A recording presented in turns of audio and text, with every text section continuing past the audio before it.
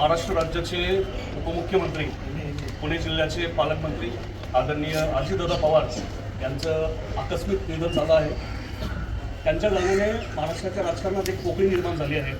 माझ्यासारख्या तरुणांसाठी, आपल्या मुस्लिम समाजासाठी त्यांचं काम हे खूप मोठं त्यांनी आपल्यासाठी केलेलं आहे. त्यांनी मुस्लिम समाजाला फक्त कब्रस्तान आणि मस्जिदमध्ये गुंडाळून न ठेवता त्यांच्या नोकरीसाठी, त्यांच्या रोजगारासाठी खूप मेहनत घेतली.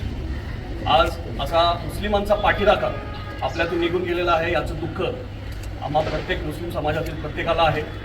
आज आपण सगळे बिलाल मस्जिद ट्रस्ट खडकवासला इथे त्यांना श्रद्धांजली वाहण्यासाठी इथे उपस्थित राहिलो आहे. माझी अल्लाकडे एवढीच प्रार्थना आहे, त्यांच्या पश्चात त्यांच्या परिवाराला, त्यांच्या पत्नी सौ सुनेत्रा वहिनी, त्यांचे पुत्र जय आणि पार्थ, तसेच आदरणीय पवारसाहेब, सुप्रिया सुळे, पूर्ण पवार कुटुंबियाला या दुःखातून सावरण्याची शक्ती अल्लाह देव.